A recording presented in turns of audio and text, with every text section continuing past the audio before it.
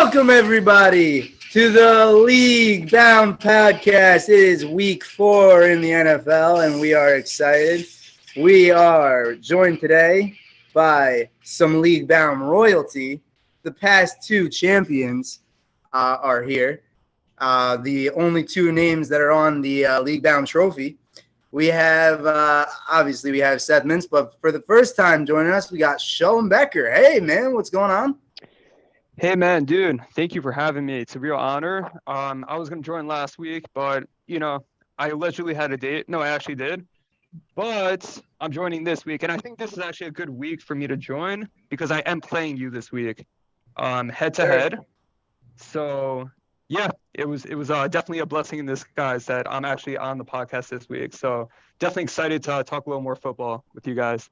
Are we going to get a live wager on the cast? On the pod Probably. live bet? Who's going to win? I mean, after my trade, I'm feeling a lot better about my squad. Not going to lie. You should be. And you got your guy. The King's back on the Queen's Mound.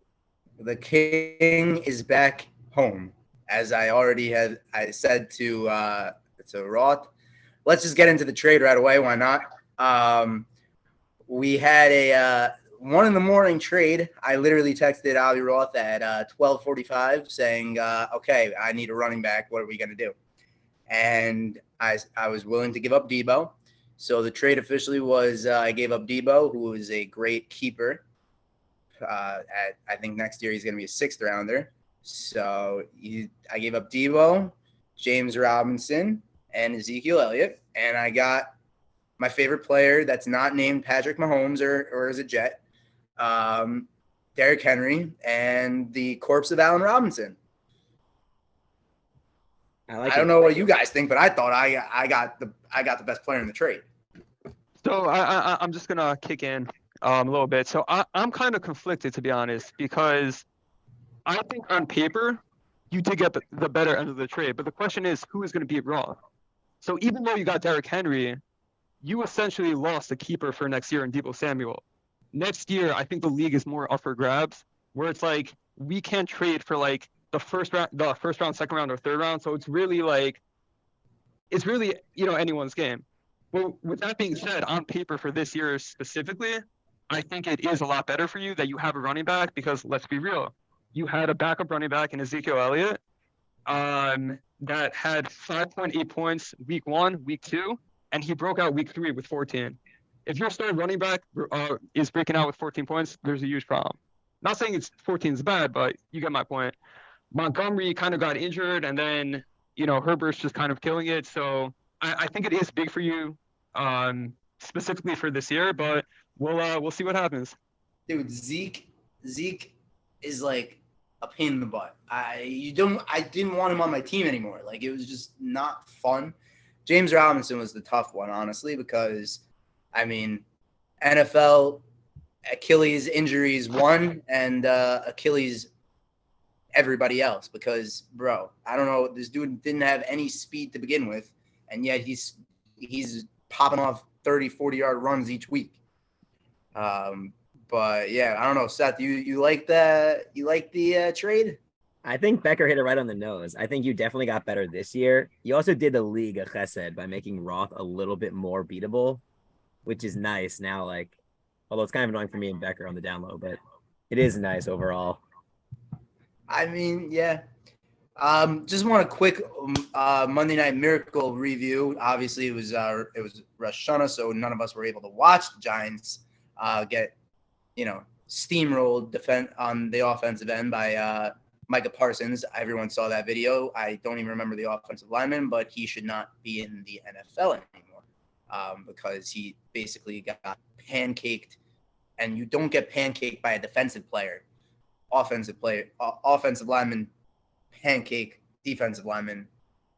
But Micah Parsons is not human. So Saquon getting milk and cookies the W last week with 20.5 points. They were down by, I think they were down by like 10 or 10, and he just steamrolled right there.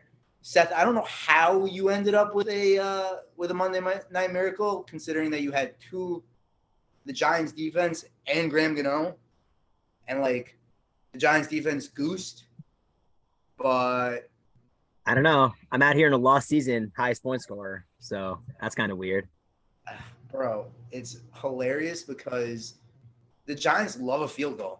Like, if there's one thing that didn't change from Joe Judge to Brian Daboll, it's that the Giants love a field goal.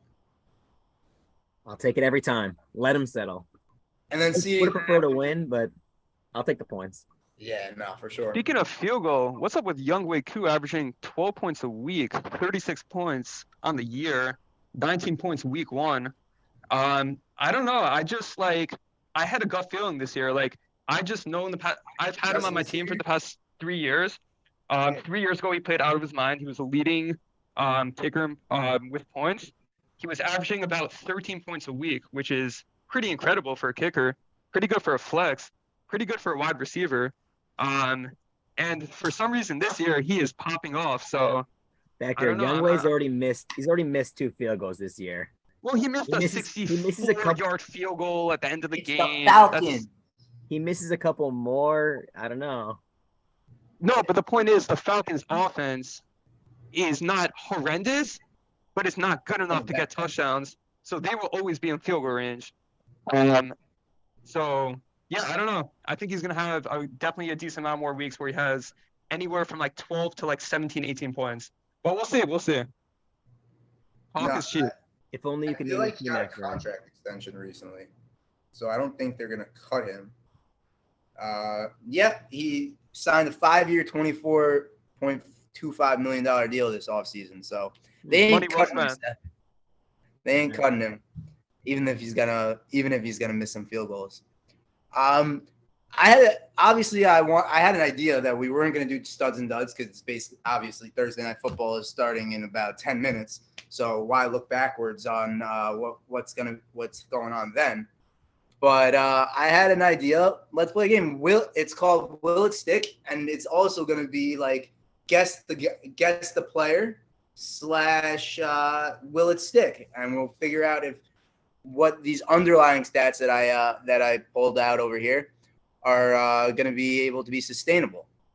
So the first guy, and if you guys don't understand it, you can ask me. Like, we'll go. What's it called?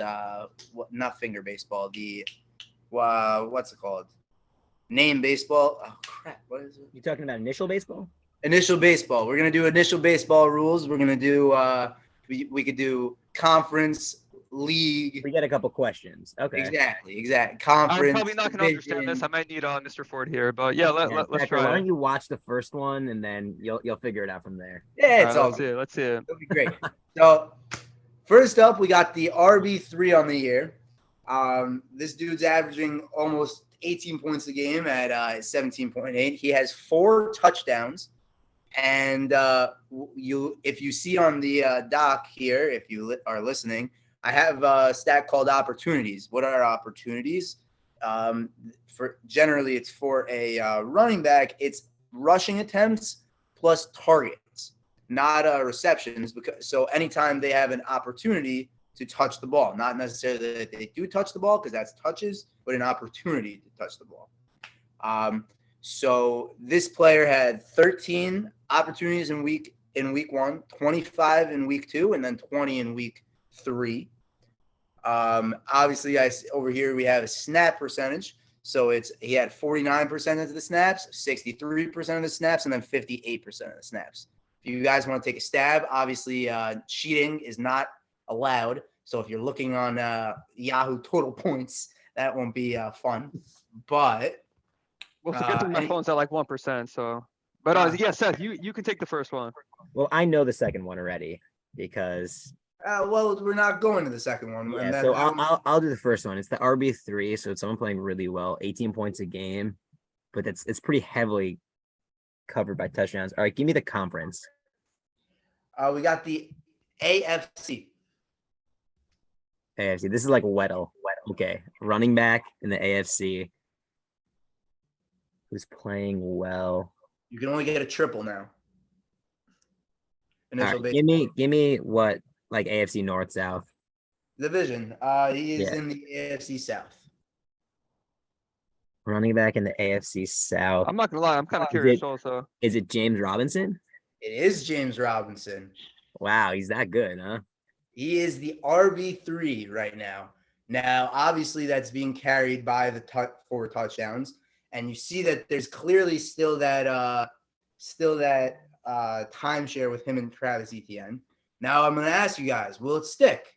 Do you think he's obviously we all don't think he's going to be a top 5 running back, but 25, 13, 20 opportunities. If he's in that 18 to 25 range, I mean, we all know that he's a good running back. It's not like he's not good, but just do you think it's going to stick? I would put the line at, let's say, RB.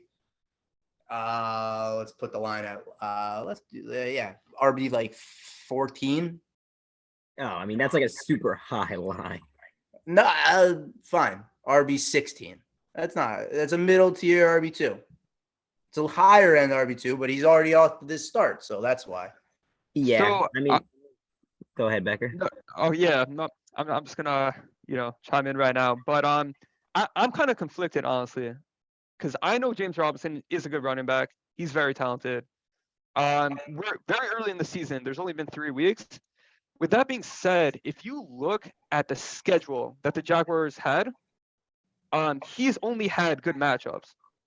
They beat the Colts 24-0. They're running the ball pretty much the whole time. He killed it versus the Colts. I can't remember off the top of my head the other 2 teams that they played, but I was looking earlier, and they're pretty bad teams. Yeah, I got you. So yeah, I think once the Jaguars start playing like actual teams, I think he still will be good, but I don't think he's going to keep up his pace. I know he had like 2 19-point weeks. I think he had another like 14 or 16-point week. So I don't think he's going to keep up pace. South, because regardless, that's the bad defense in the Titans. That's a bad defense in the Texans. So that's still, I mean, they played 1 game. They have 5 more against that division. Yeah. Yeah, they had Washington, Indy, and then the Chargers. I mean, last week he killed it against the Chargers, who last year were a run funnel defense, but this year they were supposed to be a much better defense, especially getting Khalil Mack and everything like that. Hasn't really translated as far as that. So what do you think is the RB16 line? What are we thinking about that? I think he's going to be a top. The reason I said 14 is because that's where I think he's going to end up. So I think he ends top 16. You do? He's not going to end top, like the last 8 weeks will be down, but he's going to start off well enough where he's going to end in that range. So yeah, I was going to say, I don't think he's going to keep up pace. I think he's still going to play well. I don't know. I'm pretty conflicted. Like, I think he could still have like an average of like 12, 14 points a week, because I know he's going to have a couple of breakout games. And I think he's going to have a couple of down games, because I do think the Jaguars are kind of overhyped. And there's going to be games where they're down by like a decent amount and they're not going to run the ball. So that's my take. I could be wrong, but we'll let me have to give find you the out. schedule after the Eagles this week. You got versus the Texans, at Indy, versus the Giants, versus Denver, versus Vegas. And then at Kansas City until the bye.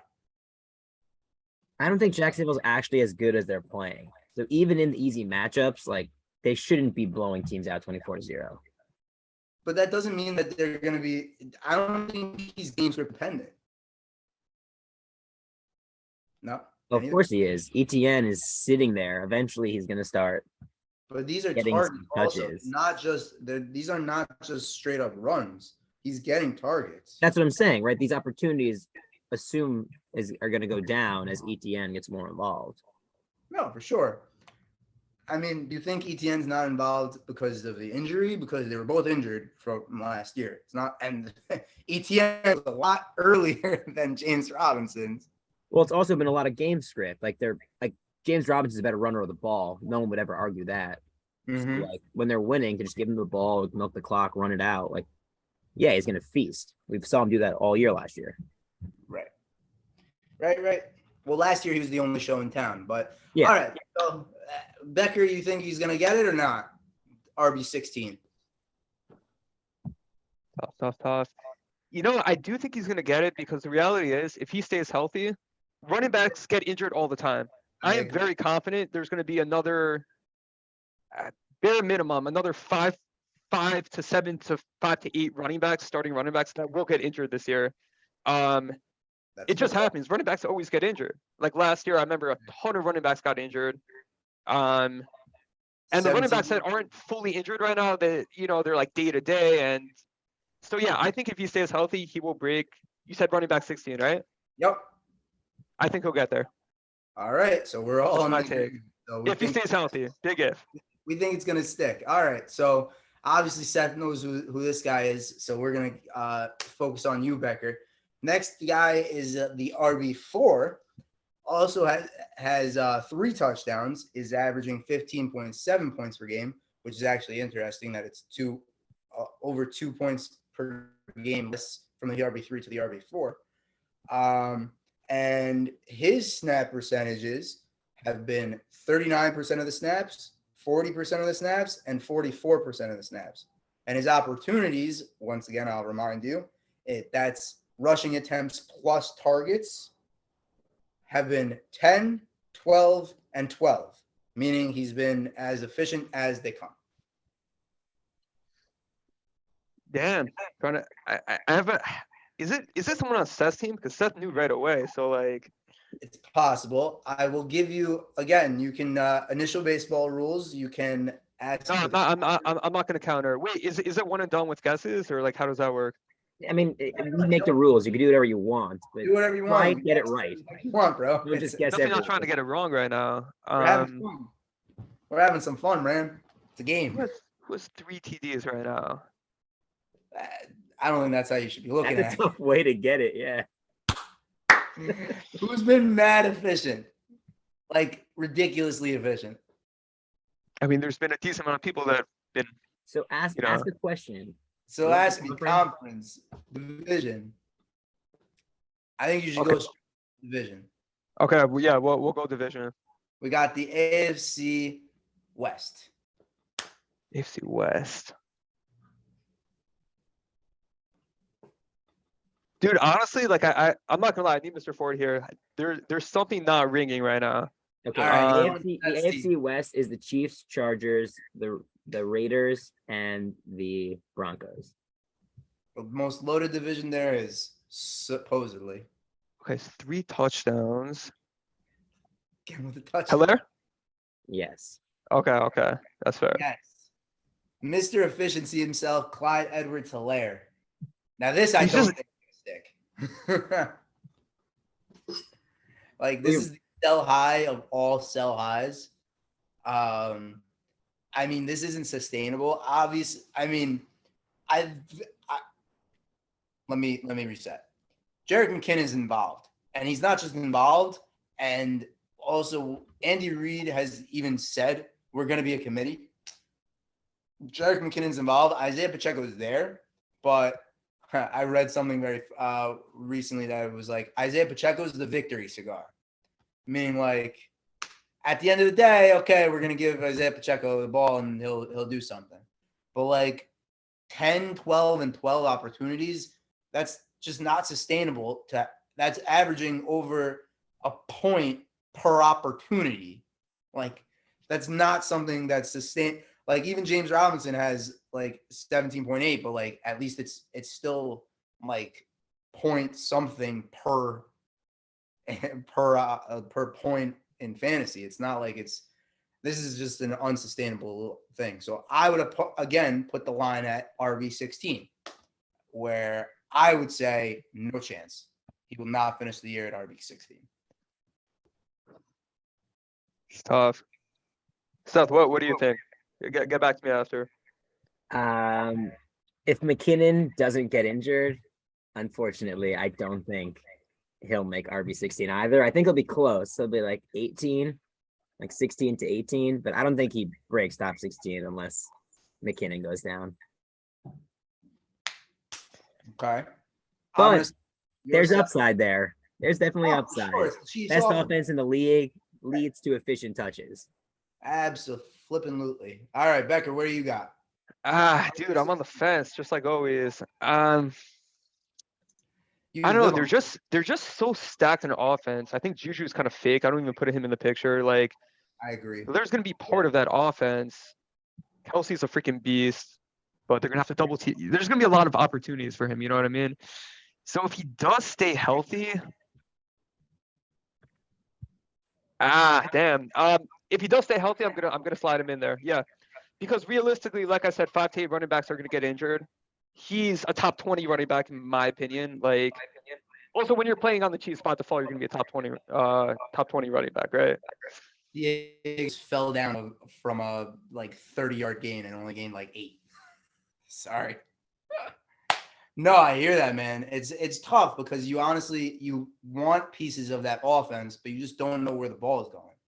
So it's very difficult to on a week-to-week basis know where you're gonna know who to start. All right, next up we got the RB20. Now this guy is averaging 10.8 points per game, so he's not doing terrible, but you know he's in there. He has no touchdowns. His snap percentages have been 49 week 1, 63 in week 2, and 56% in week 3. His opportunities have been 18, 24, and this past week he had 12 opportunities. And a fun stat about this guy, he has 2 red zone rushes, and he only gained 3 yards. Obviously, he did not have any touchdowns. So, who you guys think this guy is? I thought I knew it, but turns out I don't.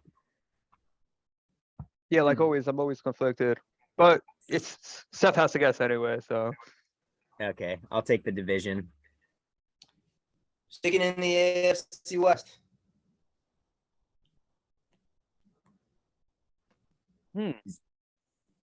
Is it Josh Jacobs? No, it is not Josh Jacobs. I was gonna say you're pounding my team right now. No, not at all. This is kind of sad, but is it Austin Eckler? Yes, it is Austin Eckler. oh, that makes Yeah, sense. I saw he that's had a my couple. He had boy. like a 13-point week and like a 9. Yeah, that makes sense actually. So the opportunities, I mean, they're there, but where he's obviously he made his quote unquote hay last year was the fact that he had 20 touchdowns. And through 3 weeks, he only has 2 red zone rushes. And I believe he doesn't have a red zone target yet. And for 3 yards. Now, obviously that can be a little bit misleading. Sometimes it's a 1-yard rush, so whatever. No, these are like legit red zone. I went back and looked at them actually because I'm insane. And they both were like at the 18, and the dude just didn't. I think there's part of me that just thinks Austin Eckler's lost a step because there's one. You could think that they're trying to quote unquote keep him fresh, but like at some point you're gonna produce if you have a 24 opportunity game. Like he didn't have a good week. I think he was top 14 back, but like that was because last week, the week prior, RB scoring was so down. So like, I don't know. So obviously, I don't think he's going to be RB20, but is he an RB1 in 12 team leagues? Meaning RB12. That's where I'm going to put the line at. Yes, he's RB12 for sure. Fine, RB10. Is he a top 10 running back? You know what? Honestly, I'm comparing him to the stock market right now, right? Like everything's down, but it's gonna be back up soon. Like we know he's talented. He's not that crappy like penny stock. Like he's an apple. Like he played so well last year. I don't think he lost that much of a step. Like I think he's gonna bounce back. Will he be as good as last year? I highly doubt it. But the Chargers' offense, in my opinion, is super stacked. And once they get all those pieces together, if Keenan Allen stays healthy, Mike Williams is a freaking beast. Palmer, is pretty solid. I think he will bounce back. I really do. So you think you guys think he's too good. He's too good. And it wasn't like it wasn't like the Bengals like 1 year fluke. Like Eckler has been good before, right? Like we know he's good. Well, the issue is though with Eckler, he asked them to get a backup so he doesn't have to run as much. He was tired. He literally didn't want to run the football anymore. You I don't expect his know. numbers to go down, but I mean, what he was like RB2 last year. Nope. So All right, I mean, I still think he'll crack the top 10. He's definitely not going to be nearly as good as last year, but Miles. Yeah, I was gonna say Miles Sanders said, "Don't draft me in fantasy." He's playing pretty well. It's just people say things, like I hear Miles that. Sanders No. just being humble. Come on, you knew. I knew at least. Oh man. So the reason why I said RB12 was because that's exactly where I think he's gonna finish, RB12. And so for RB10, I'm definitely gonna sell. Like I don't think it'll stick. And yeah, so Seth, what do you think? You said definitely top 10. Not definitely, but yeah, he's too good. From this point forward, will he end top 10 with this slow to start? what I'm asking. Maybe not. Season end. From this point forward, he will definitely be a top 10 running back. Touchdown, Joe Mixon. Already? You got to be kidding me. oh, you're against him? Yes. Of course, he pops off when I play him. That's fine. Filer? Yeah. Yeah. I'm not gonna lie, I'm a little nervous. I'm against a Monday night player. I don't know if I should just throw in the towel. This kind of stink. Oh no, I don't know. I don't know if I'm gonna do Cousins or Stafford. Yeah. Oh, by the way, I'm considering playing Taysom Hill if Winston doesn't go. And don't worry, not as my quarterback, as my tight end. He might get some snaps, and Hawkinson's kind of like, we'll see. He's a cheat code. He's a cheat code. 100%. Yeah. I mean, here is my mindset, right? Like, it's so difficult to beat Ross because his team is so stacked. So I'm like, let me drop 50. I only drop like 15 or 20 on Taysom Hill, which I don't think is like a crazy amount. But my mindset is like the only way to beat Ross is to have some positions that are potentially better, right? So like he has Kelsey as the tight end, which he's probably going to win the matchup every week. But if Taysom Hill is playing quarterback and Jameis Winston gets injured, then I don't know. I think my matchup versus him is like up for grabs. I only lost him by like 14, and Diggs and Josh Allen went like off. Right. All right, so let's go into the wide receivers. I have a 3-pack that I think is going to be very fun. The first one is the wide receiver 4. He's averaging 20.5 points per game. He has 3 touchdowns. His snap percentage this year was 88 in week 1, 85 in week 2, 73 in week 3, averaging 11 targets per game, and he has a 31% target share for his squad, and he had a 50-yard run at one point. So I got this. I mean, we all know who this is. You don't have to speak anymore. Is We all this know who someone this that you? is. Is this someone that you potentially bashed in the beginning of the season? We all know who this is. Potentially. obviously, bro. It can't be Amon St. Brown, right? Yeah, we all knew who it was. If I didn't put the 50-yard run, would you guys have known? I would have known, but I would have not got it as quick. All right. Like the 50-yard run, I just know because he got it like. Right. I think the other two are going to be more fun. I think I already know the second one. I'll be shocked if you honestly. That's going to be a tough one. Let's But see. in all Is it seriousness, going to be a tough one? top 8 wide receiver. Top 8, you said? Yeah, top 8. Because he's in DraftKings now. He's priced as like daily fantasy. He's the wide receiver 3. Obviously, Justin Jefferson and Mike Evans aren't on the slate and whatever. And the Monday night game, so there's no Cooper Kupp and there's no Debo on that game. But still, being priced as a wide receiver 3 on a main slate in DraftKings, that says a lot. So I will put the line at wide receiver 8. That's tough. I think he misses it. He's starting off extremely well. I don't know. I just don't see that so sustainable. Wait, just confirming. This is for Amon St. Brown, right? St. Brown, is he going to be top 8? Amara. I don't trust Jared Goff enough to support a top 8 wide receiver. Yeah, but I do really like that Lions offense. They're gonna be throwing a lot. I don't know. I'm a little nervous about that ankle injury he had. It didn't seem like so serious. Um, but yeah, I don't know. He gets the ball. He gets a lot of targets. I think there's gonna be a lot of opportunity. I think the Lions are gonna be down by a good amount. Some games. I think some games they're gonna compete. So Let me top let me 8. quote something before you answer. Jameson Williams. Jameson Williams. Just remember that name. Late in the year.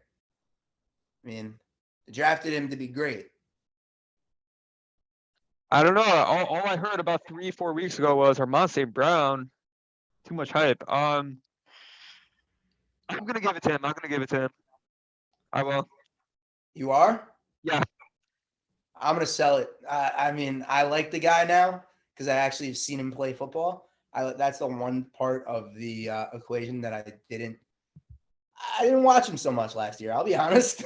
So, sometimes you gotta actually watch talent to evaluate talent as opposed to just seeing the. Oh my God, Tyreek Hill is so good. Seeing the circumstances around it and making an assumption, which obviously I did, thinking that he was just so necessary last year. Dude's good at football. Dude is good at football, but I think he's not a top 8 wide receiver. Okay, next up, we got the wide receiver 10 in fantasy. 14.7 points per game, 71% of the snaps, 89% of the snaps, 83% of the snaps. He has 2 touchdowns. He has a 24% target share, and he has 8 rushes for 51 yards this season. Think I don't know who it is? I already know who it is. I think. I'm like 80% sure. I want to Curtis hear Samuel. It's Curtis Samuel. I promise I was about to say that. Yeah, it's Curtis Samuel. I mean, how many wide receivers have like more than 8 rushing yards in like 3 weeks, right? Like Debo, Curtis, like Curtis really don't feel Samuel like- is the 3rd wide receiver in terms of rushing yards. yeah, I feel like most wide receivers don't even have that like more than 8 rushing attempts. Right. See, this is why I was like debating whether I should put these. I knew it anyway. Bam. I'm tracking my guys. I know one of my players is wide receiver 10. I just have to think which wide receiver it was. I got the wide receiver 10, 12, and 14 in fantasy right now. Or 10, 11, and 13. Bro, that's how my team 2 years ago, I remember doing that. I had, what was it? Hopkins, Evans, Lockett, and I don't remember. But yeah, when you add that core group of wide receivers, like it's unbelievable. Yeah, I mean, my guys aren't quite the names though. Curtis Samuel, Amari Cooper, and Hollywood Brown, all top 14 wide receivers. Yup. So I just want to put the line. Sorry, Becker, I don't want to cut you off, but I just want to. Before you say it, wide receiver 24. Let that marinate. What are you gonna say? That's a joke, of course. Wide receiver 24. They throw it to him every time. Literally every time. You do know John Dotson's going to take a step. You do know that Terry McLaurin did get a bag, right? Yeah, I'll be honest with you. I'm more concerned about Wentz staying healthy, right? Like once Wentz gets injured, who the hell is throwing the ball to him? It doesn't matter. They hand it off to him. It's all short dump offs. They want to get him the ball because he's so dangerous after the catch. They're game planning him tons of touches. Top 24? Yeah, I'll buy that all day. Top 24, what do you think is going to be, Seth? Top 20? Top 18? Yeah, 18-ish. Who's their backup again? Do they still have Heineke or like? Yeah, it's Heineke. Yeah, Heineke. Heineke's actually not yet. I was gonna say bad. like. He's not. By the way, no, not okay. Obviously, a backup. Like, there's nothing expected from him. Anyone could dump it. Dude, when he played the Bucks in the playoffs, what was it, a couple years ago? He lost by a touchdown. Yeah. This guy just came in the game. He had no experience. That's impressive. That game got him a contract. Definitely. And he played pretty well. I don't know, man. When you have a guy like John Dotson, you have a guy like Terry McLaurin also on the team. Here's the biggest factor. You have Carson Wentz. Like, no. He's not going to be good. He doesn't have to. It's all about rapport. And Carson Wentz has shown he's got it with Curtis Samuel. When Brian Robinson gets back, he's going to have a lot of carries, and I think they're going to run the ball a lot more than they have been. Dude, I heard the same thing with Armand St. Brown. I don't know. He's kind of killing it. Like, we'll see. A lot of touches. A lot of touches. A lot of touches. No, absolutely. I hear you. I'm gonna sell it personally. 24. I just don't buy it. I just don't.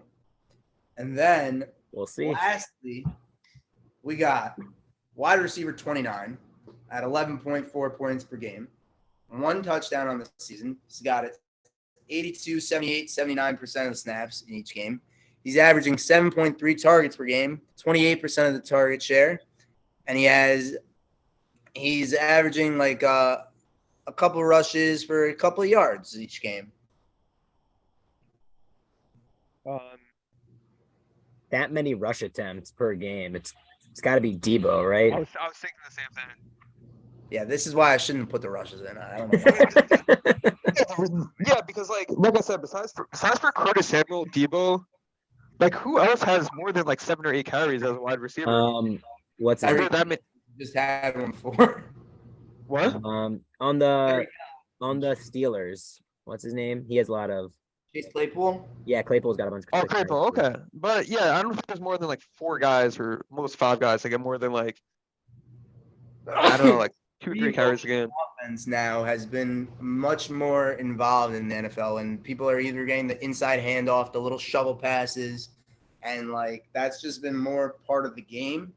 And I mean, it's not Debo is different because he legitimately runs as a running back. That's just untackleable. And yes, that. And just, yeah, I feel like he's just that good. Do we think that he's still going to be a top 12 wide receiver? Top 10 wide receiver? That's the question. Because I love Debo. I think he's great. Brandon Ayuk is starting to be a little bit of a player. And they don't have a run game, so I feel like he's really going to be the running back 1 on the team. Because, I mean, Jeff Wilson's okay, but, like, were we writing home about Jeff Wilson? Like, I mean, don't forget Eli Mitchell. He's, like, on the verge of returning. Yo, by the way, I'm very surprised Seth didn't hype up his team the whole entire podcast. I feel bad, Becker. You're like a guest today. I want you to hype up your team. I've been out here hyping my team up every week. Undefeated on pass, by the way. I don't need to. History repeats itself. So I have made the playoffs every single year I've been in this league. I've never missed a playoff. Hopefully, I'm not jinxing it, but I never missed a playoff once. And I'm feeling pretty confident about this year. I know it's gonna be a challenge to go through Raw's team. I think Avery has a really, really good team. I think a couple of other people have a good team, but I think Raw's team and Avery's team are really. You gotta say Avery and John, otherwise. Avery and John, my bad. Some people I'm probably gonna get a call it. Okay. Get offended, you know. So we'll see. I'm joking. No one gets offended. He's just as important. Avery literally, just so you guys know, Avery won't make a decision without John. Well, that's how splitting works. No, they won't make this. Like, they will not make a decision. I have a group text with them both because if I text one of them, it just takes longer to get a response. Dude, it's 2022. Everyone gets offended these days. But yeah, I'll make sure to mention everyone's name next time. No, you're good, man. You're good. All right, week 12, wide receiver 12 for Debo. We buying it? We letting it stick? We think that it's that he's not going to get as many touchdowns as last year. What's the deal here? I don't know. The Niners are just such a weird team. Like, again, I'm always on the fence, and I'm still on the fence right now. You said wide receiver 10? We're gonna go with 12. The thing is, like, he's not even playing well in like Debo standards. He's still getting what, like 10 and a half, 11 a game? 11.7. 11.7 a game, and he's not playing well. Like, that's actually like, I mean, it's not amazing, but it's like pretty okay. I think he will get like more touchdowns. He hasn't had under 10 yet. Wide receiver 12. I'm selling. Seth, what do you I'm think? selling. I don't think he's getting there. Do No? you think he's gonna get close? He like popped off last year. He had never really been that good, but also it's like the perfect storm when Kittle's healthy and blocking well and the run game's working. So then Debo could squeeze in a run and it starts to work. You throw him the ball, he gets big chunk gains. The offense just doesn't look good. Even with Garoppolo, they still don't look good. And he can't carry them through with nothing. Like he's got to like play off of the line and the team and the run game playing well. No, I don't think he gets top 12. He's going to be good, but with a slow start, no, I don't think he breaks top 12. Wow. That's interesting. Man. I'm buying it. I love Debo. I think he's still going to be a top 7 wide receiver, to be honest. But I think the line just made more sense to put him at top 12. You know what? I'm gonna give it to him because like I said, he's almost averaging 12 points a week right now. Not really getting any touchdowns. He had Lance the first couple of weeks. Seth, First go week. up. First week. Oh, it's just the first week. Okay. What? Can you slide up a little bit? I don't want to see if it's actually 11 or if it's 10 something. Yeah, it's 11.4. Okay. Yeah, so it's like it's solid. Nothing to like brag about, but like I don't know. I think anything over 10 points a week is like worth mentioning. No, he's not bad. It's just, is he going to be one of Is the he best great? wide receivers? He's good. Yeah, for I mean, sure. if he had a touchdown, like he's going from 11 to like almost like 18, right? Like 18 is like really 13, really good for a wide 13. receiver. 13. That touchdown, that's to get 3 extra touchdowns.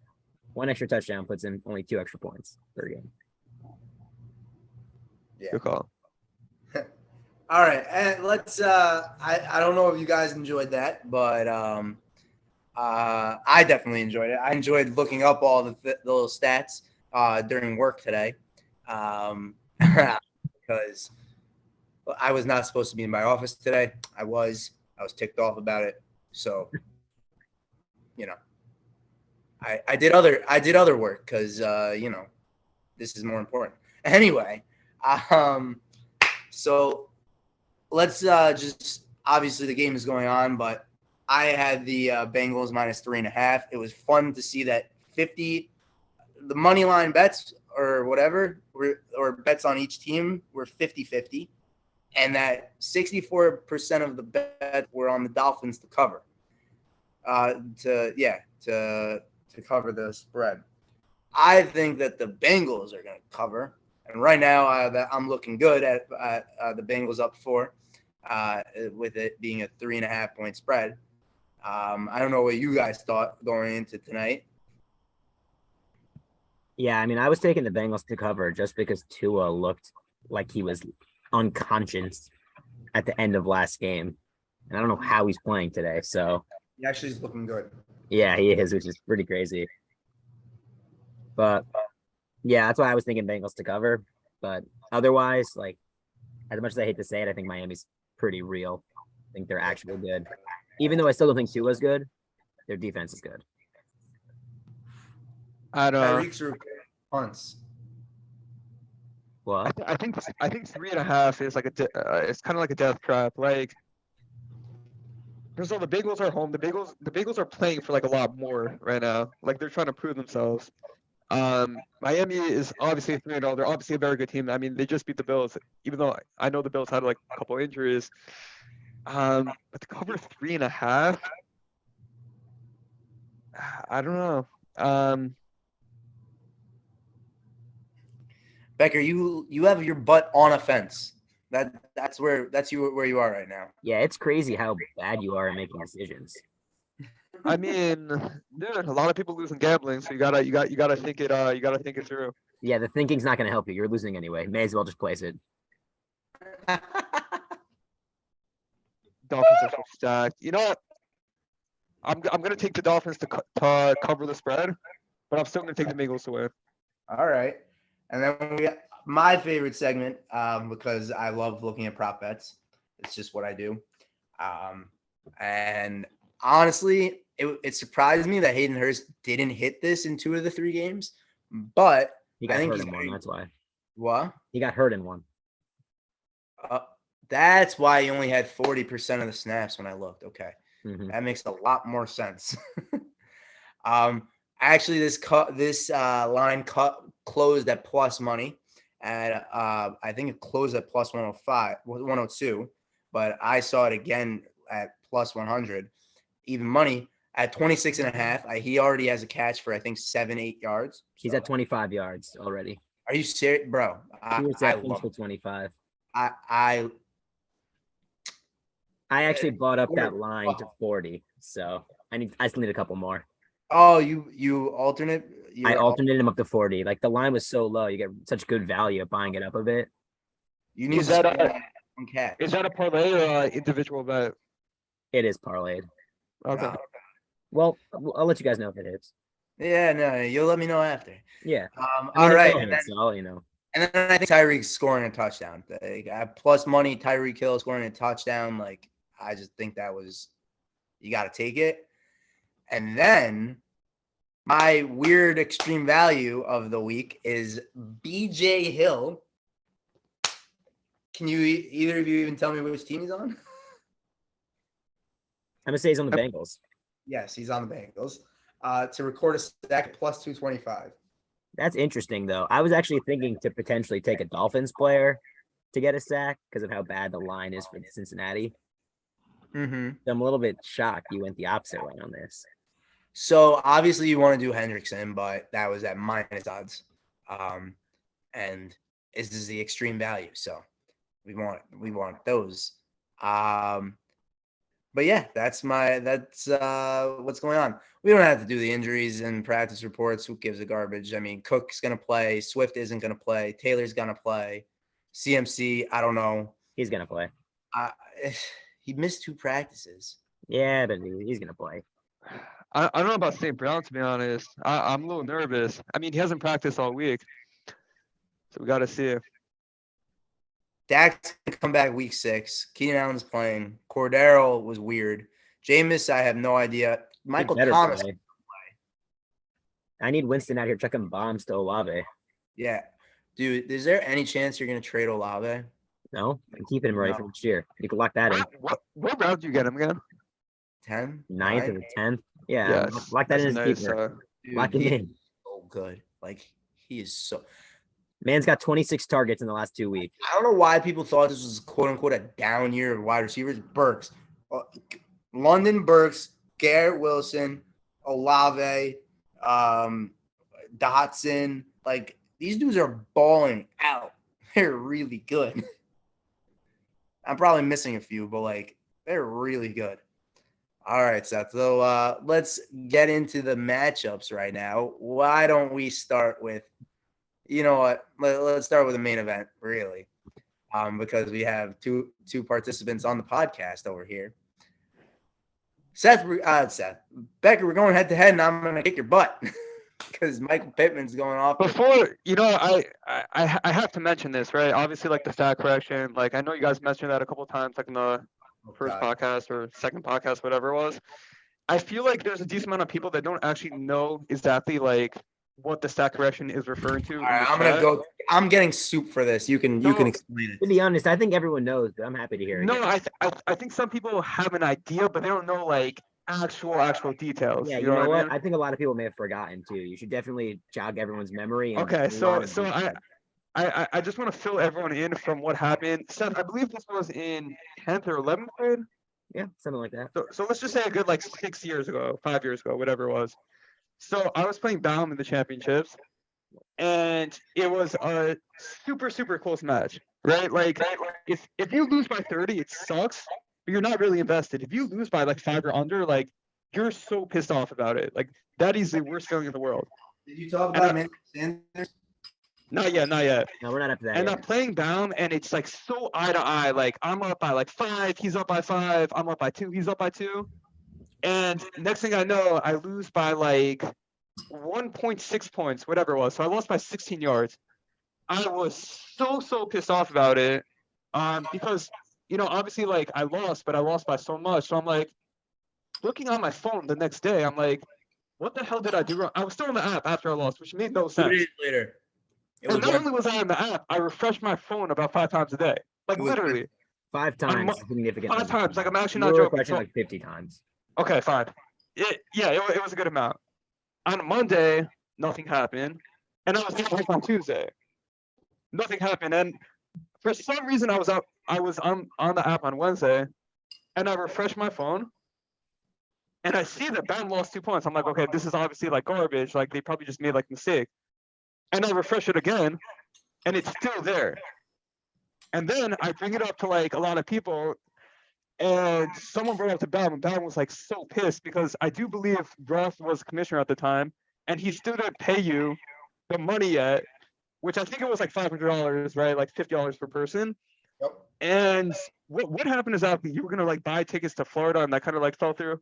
I think he already did buy the tickets. Oh, did you buy If I remember Everyone correctly. says the story is that I already bought tickets. I did not already buy tickets, but tickets were about to be bought.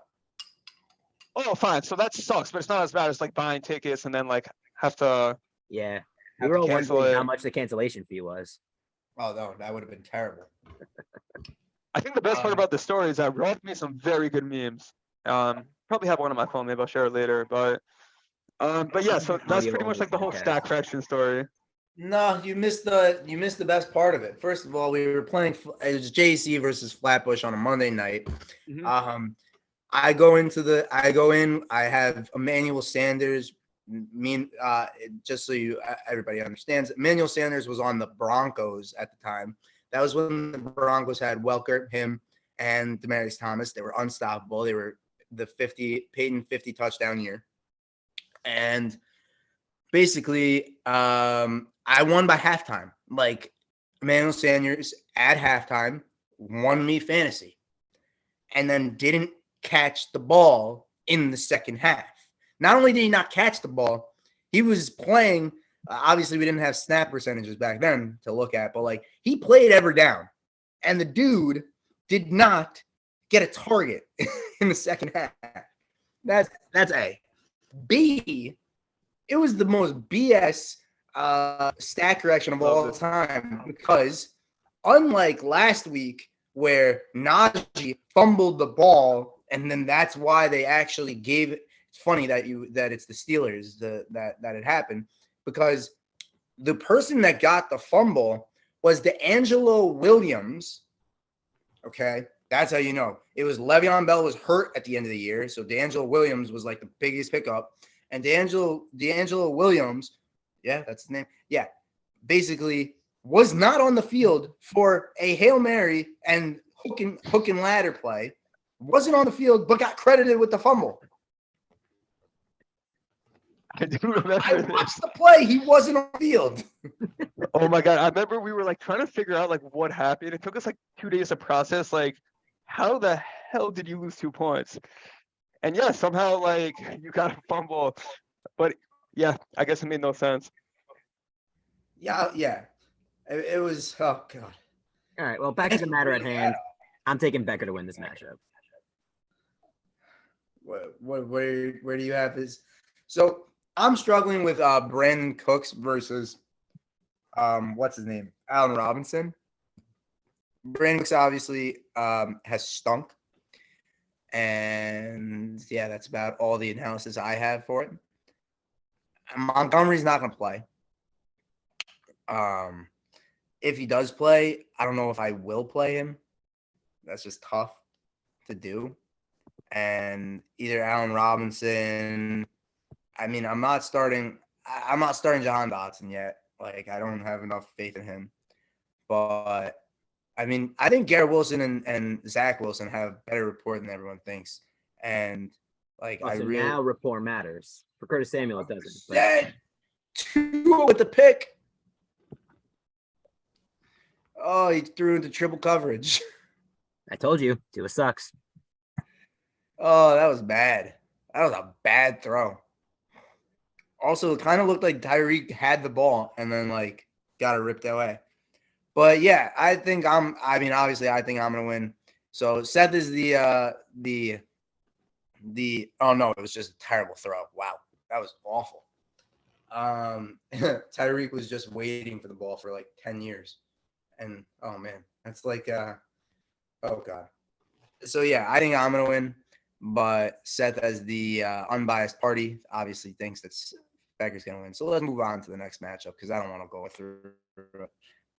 I don't know. Yeah, I mean, my players are projected more than almost every single player of yours that lines up, so you shouldn't go through it. Yeah, projections. That's true. I'm projected to lose every week, yet I win every week because I'm just so underrated, and my boys hustle. Your boys hustle, yeah. It's about heart. Yeah, I'm just gonna be straight up right now. I do not love Natan's team. Now that we're looking at it, like Jefferson's a beast. Obviously, he didn't play well last week. I just think Baum, same thing for you. Like, well, not now, but like his run game is so weak. Like, your receivers have to literally pick up the pace for the lack of like his running game. And Bateman's like good, but like, how consistent is it gonna be? Like T. Higgins, Bateman's I don't know. not. I don't love his team. I really don't. He's low. Look at it. Look at the targets. Look at the targets. He has 4 targets a week. You're good, Seth. Don't worry. A little more than 4, but yeah, I mean, Yeah, like 5.5 targets a week. That's nothing. Higgins is gonna have his, obviously, in that offense. I mean, like even if Jefferson pops off for 30 points, which is incredible, like your other players still have to perform for you to win, you know? absolutely. I mean, this is the mismatch of all. I mean, I love James. I mean, James Robinson, obviously third running back, would be the RB1 on He's still stacked. It's not even fair. Yeah, this is definitely his biggest blowout potential. I just think like one injury for Roth is just like no, he would still be the favorite to win everything, but I don't know. Roth traded for some depth. He's got Terry McLaurin on his bench. Zeke on his bench. Yes. Yeah. Oh, he has Zeke. Okay. I mean, Zeke is good for a team like his because he doesn't need to be a staple. If he gets an injury, then he still has the ability. Like if let's say Kamara gets hurt, then Zeke's just stepping into his flex as someone that's going to get you 10 points. Because let's be honest, Zeke's going to get you 10 points. Like, he's not going to go off. We're not going to have 4 points. Like, this is not what Zeke does. So he does. No, I kind of disagree with that. Like, I think there's just going to be some games, especially with Prescott out, where like the Cowboys. I mean, their quarterback's not going to keep this up. There's going to be some games where the Cowboys are getting blown out. I really think so. And I think Zeke's not going to do anything. He's going to have like 12 or 13 carries for like 38 yards. No TD. All right. Well, this matchup I actually have a very big interest in because I think AJ Brown is excellent. I think Christian Kirk is excellent. The receivers are where this is at right now, honestly, because I think, I mean, McCaffrey is underwhelmed. He's also been solid, but like, he could be like, you're waiting for that game, but like Baker stinks. So what? Like, I don't know. I just feel that in this type of matchup, I like Joey's team. I like Joey. Ooh. What do you guys Still on think? the fence. I don't know. I think I like Joey too. But Marilis to go 1-3 on a stack year, that'd be kind of embarrassing. I'm not gonna lie. Kyle Pitts is going off in this game. Well, he has to. He's been playing so badly. By the way, is Myles Garrett playing? I heard he got in like a pretty bad car accident. He's not playing. Oh, he's not playing. Not going to play. Could definitely help Cordell Patterson a bit, right? Definitely. Am I lost? Patterson's not in this matchup. No, I'm just saying in general. I'm not like referring to this matchup. Oh, okay. I mean, that would have been like a nice point to bring up when we get to the next matchup, but sure. I could double down. Oh, James Conner being banged up. I mean, honestly, in this matchup, specifically when we're talking about Aaron Jones, AJ Dillon, I think this is going to be a Dillon game for them. I hope not. I mean, I don't think Aaron Jones is great at football, but like when you're in a timeshare with someone that good, It's just you're not gonna have some weeks, and some weeks you're gonna be Aaron Jones and you're gonna go off. But yeah, do we like Thielen over Jerry Judy? Yeah, I don't. I mean, it is against the Saints D, but I don't really love Jerry Judy, like at all. So I would probably go He had Thielen. like one good week, right? Oh, he had one good week and 2 horrendous weeks. Oh my Yeah. god. I'm going to be trying to One trade and a half, 3 almost. podcast. I know. I love- honestly, yeah, I was just gonna say, I think whoever wins, this will go down to the wire. I don't think anyone's gonna win by more than like 5 or 6. I really think it's gonna be super close. I'm gonna give Marilis the edge. I don't know. I just think he's so stacked on the receiving core. Also, Najee against the Jets is a good matchup to have. Yeah. I'm gonna give Marilis the edge. Yeah, I hear that. All righty. Who do we got next, Seth? Who do we got next? Oh man, this soup really takes me out. I'm ready to fall asleep.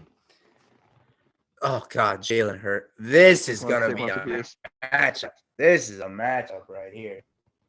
Yeah, we got the second and third best offense out here. Absolutely, and that's with Aaron Rodgers not being good for Akiva and Yoni. If he was good, maybe they would have won last week. Yeah, that was. Oof. I mean, we did. I obviously we didn't get to watch the end of the game, but I knew it wasn't gonna be high scoring. I thought it was gonna be like 44 points. Bro, 26 points in those two teams. That is not expected. Yeah. At all. I mean, I was at a bar last night and they were playing the replay of that game. So I actually did get to watch the ending, which was kind of nice. Reruns. I can't wait to pop a beer open after this. Turn the game off. I don't know why the Prime doesn't work on my TV. It's a pain in the butt. Oh, that sucks. What? It's really annoying. It's on a free trial, so it's not like we have Prime, but whatever. Don't worry about it. So Dalvin Cook has not been producing. Antonio Gibson has been losing snaps and touches every single week. I think Avery and John go 4-0. Yep. I think so also, and honestly, I really like most of the matchups. I don't think Michael Thomas is going to do anything. You don't think who's going to do anything? Michael Thomas. Sorry to interrupt you there, Becker. Yeah, I agree with you. But Becker, do you have something you want to say maybe about Cordarrelle Patterson? Yeah, I have a couple of things. Well, I was just saying like his individual like matchups, like Hurts versus Jacksonville. I think that's like a steal, right? Like there's no way Hurts doesn't drop like 25. Mike Williams plays well every other week. Now he's playing Houston. He played poorly last week. I don't see why Mike Williams doesn't have like 90 yards and 2 TDs. Saquon is playing really well. Cordarrelle Patterson, they don't have Myles Garrett right now. I think he's gonna pop. Great point. Anyone playing versus the Jets has a good matchup. You even got a Monday night kicker. Monday night kickers are good. Yeah, but Akiva has 2 Monday night players also, so it's like. Oh, he has Cooper Kupp Monday night? No, Akiva's winning. I take it back. No, I take it back.